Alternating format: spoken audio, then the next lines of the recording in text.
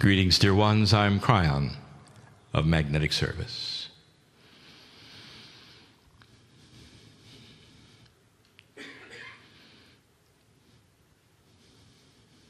My partner has learned something over the years.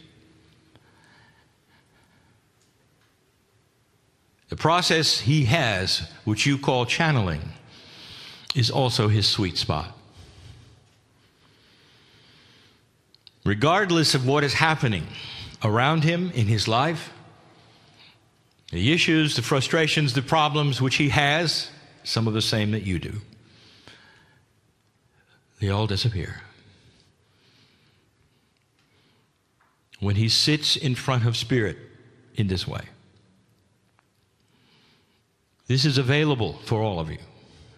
It's not called channeling. It's not even called meditation. You can do it with your eyes wide open even when you drive. This is a 24/7 relationship with what we call the house in the fog. We spoke yesterday about this elusive house in the fog that my partner found, that you have found as well. That so many of you listening to this have found. And it is a metaphor for the house which is yours with the many rooms. Not the house of a prophet or a belief system. Not the house that somebody told you was available for many and it's the same house. The reason it's in the fog is because you must discover it yourself with your intent. It does not show itself, dear ones. And this is by design. So that humanity, when it starts to move, will have done so on its own, by itself, with pure intent and discovery. Now, there are all manner of kinds of houses in the fog. One of them is integrity in all kinds of things, without any spirituality, just a different way of thinking. But the one I want to continue talking about right now is that which we discussed yesterday. The house in the fog is you. The power of you, what's in the house, and what's different there. Let us back up. I told you yesterday that there was a time when my partner was pleased with everything he was. There was no reason to search for any more. And this suits much of human population and civilization. They're in the box we talked about this morning. Don't disturb them. They're working with it. It's happening. In my partner's case, he found the house in the fog, that is to say, the one that was hidden, because that which occurred to him pushed a button of curiosity. Is there more? Now, Spirit cannot show you the house, but it can push the button of curiosity over and over and over. Sometimes it's through synchronicity. You bring a friend to this meeting.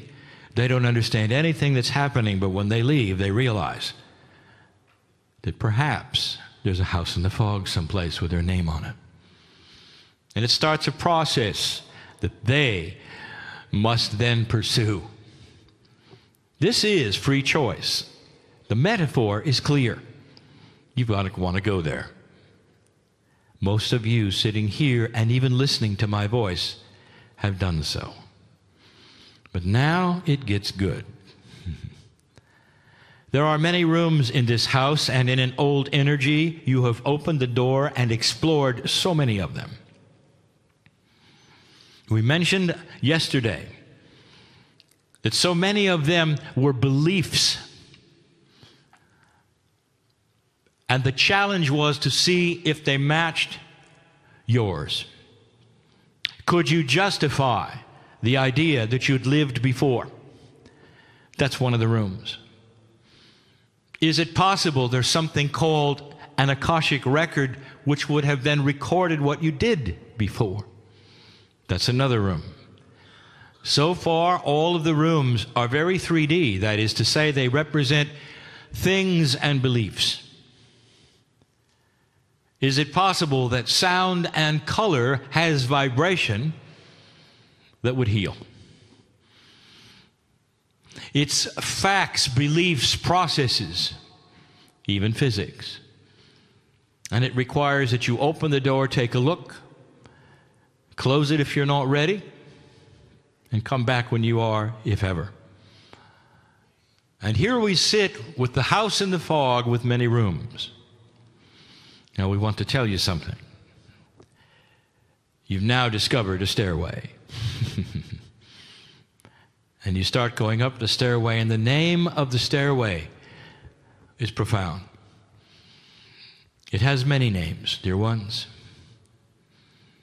It is the shift of the planet, the precession of the equinoxes, the prophecy of the eagle and the condor, the city on the hill, peace on earth. And the stairway beckons itself for you to discover new rooms in your own house. The second story literally is the next story to be told. And you walk up the stairs and you are presented now with more rooms, and they're not near as easy. They present now a puzzle that deals with your inner core, that which is you, not necessarily something you want to believe in or you're curious about, but something that you have to work with that will change you forever. And there they are. You can even see the names on the doors, and some of you won't want to open them. And others will be brave enough to say, I'll try now. Come back later when I understand it more. The first one is called purpose. Very difficult, very difficult. A concept. What is your purpose on the planet? Not 3D. I am talking about your soul on earth. Why so many lifetimes? Why at all? Why now? And some of you have it figured out and some of you don't. And many don't want to try. It's too complicated. You're afraid of too much responsibility. You 3Dize it. You want to box it in there. You'll say, I know what my purpose is to help humanity and write this book and do this and this and this. You missed it completely.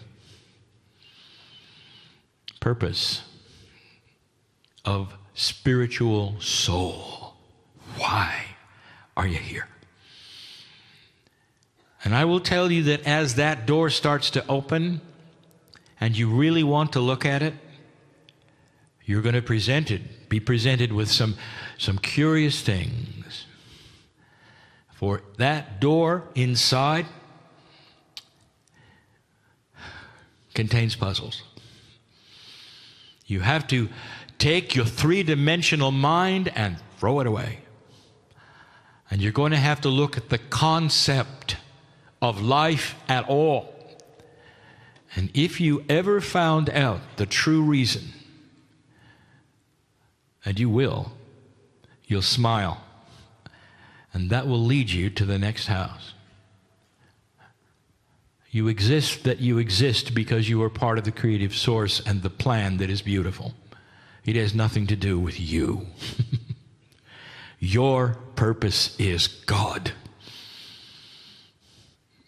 Ask those who walked the land here thousands of years ago, what was their purpose? And they would say, to be part of that which was everything, to balance what was. So much were they a part of it, they didn't even know how old they were. They weren't counting. It's time for you to stop counting and stop figuring it out. Because when you see real purpose, you'll know you are part of a very, very large plan of benevolence, of galactic purpose and love. It is universal. It's not about you. because you are a piece of everything.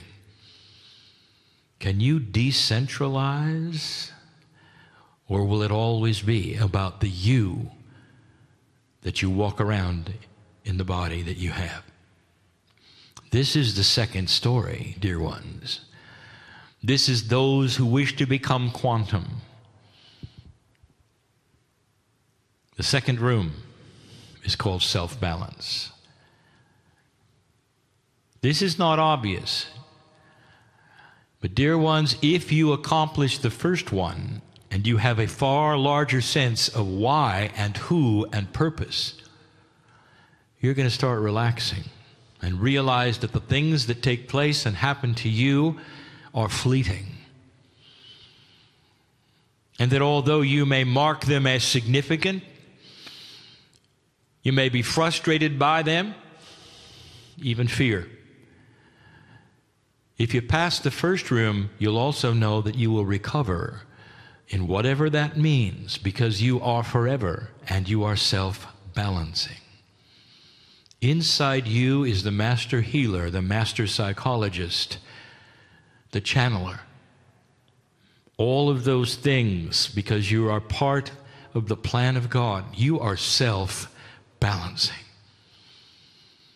If you were in the depths of despair, in the closet, a victim of all things in your mind, it's only a matter of time when that'll go away. The wise human will know that, and when they're in the depths of despair, will find something to keep them busy. Because time will take care of it, and you'll know it. Can you imagine? Can you imagine, no matter how you feel, no matter how angry or frustrated you are, if you knew there was the light coming, and all you had to do was wait, you would act differently instead of scrambling for solutions and survival. It's a different way of thinking, isn't it? A whole different concept. Room number 3. If you would get past the first 2 rooms, number 3 has a sign on it that says completeness. You are complete. How many of you keep waiting for what you're supposed to be doing? Don't raise your hand. There is a feeling of linearity within you. The clock is always ticking, and you want to know what you're going to do when you grow up. And this is very common, especially with old souls.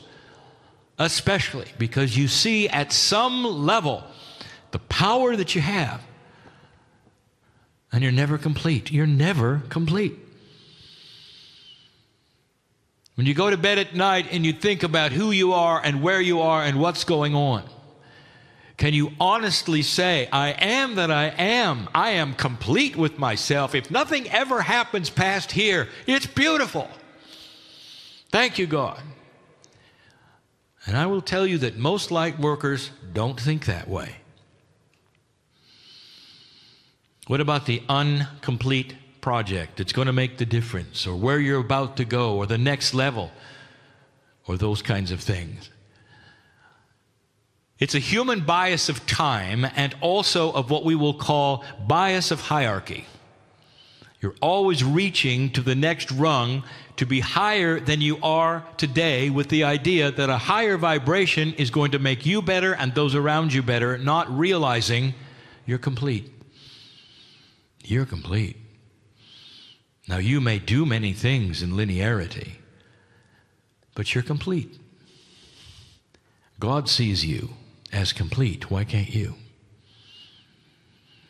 There's a difference here. Very difficult, very subtle to understand when you say there's things that I must accomplish and do. Oh, how human of you. Not when you're spiritually whole and complete. And that should give you a feeling of relaxation. No matter what I'm going through, you'll say, I'm complete. I know the purpose is beyond this lifetime, even the next lifetime. I am eternal and I'm complete. I'll walk this planet and do what I must, but it's not going to bother me because I am complete.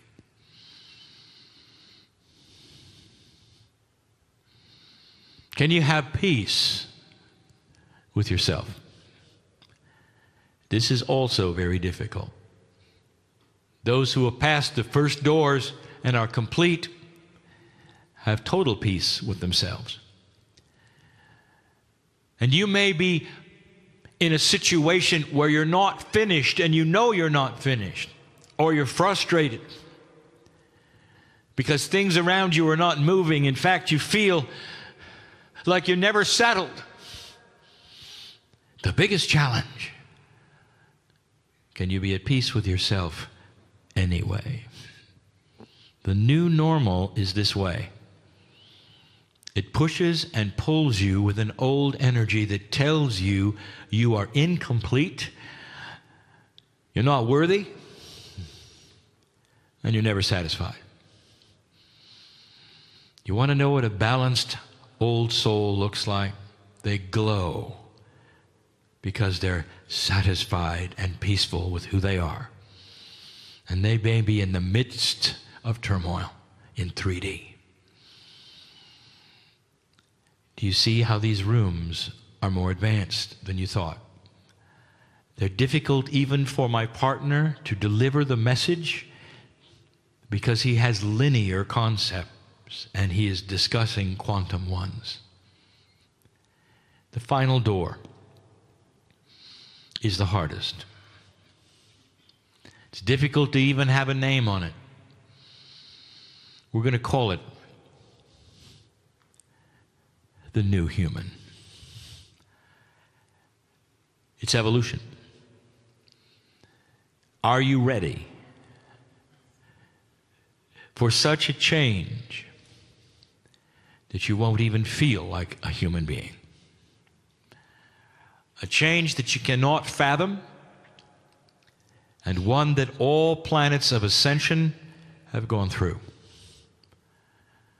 So remarkably difficult is it that some have had many psychological problems with it because it is so different that you feel you're losing your mind.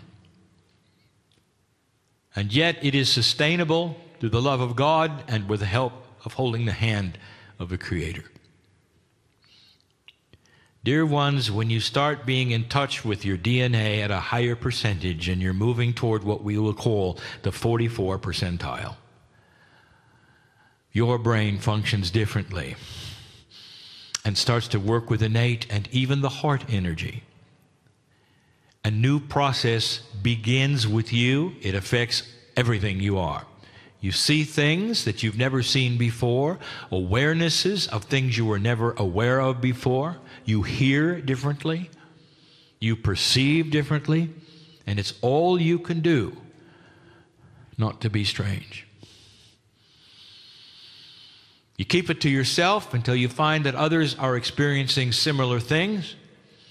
This is one of the most difficult shifts that's coming for humanity. The Pleiadians went through it. They know what it is.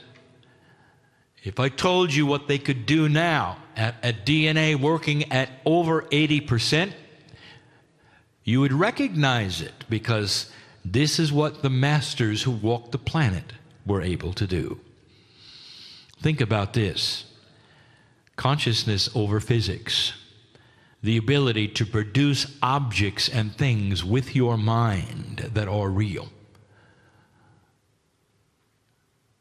Where nature actually obeys the physics of your consciousness because it is higher than that. Did you hear that? That the consciousness that you have, which is mastery itself, nature obeys it. Are you ready for that? You say you are. No, you're not.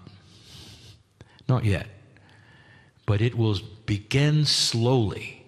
And when it does, you're not going crazy, dear ones. You've just met yourself, the real self. Some of you will know what I'm talking about. Not too distant future. Now listen. All of you. Listen. Complete with yourself. Look in the mirror. I want you to imagine you don't look like that. Don't let the gender fool you. You're going to look eternal. The next time around, the next time around, the next time around. There's a lot to do. And you'll keep coming back and doing it and living longer and wiser as you do. And the mirror can never reflect the second story. This channel is a puzzle to many. But it had to be given on this land. The energy is correct for it. It's why some of you came. And you'll want to hear it again. Like all of the others, this channel is given in love and benevolence to those who have passed the marker. We've seen this before, and it is exciting. Be complete. Breathe. Relax. And know that all is well. And so it is.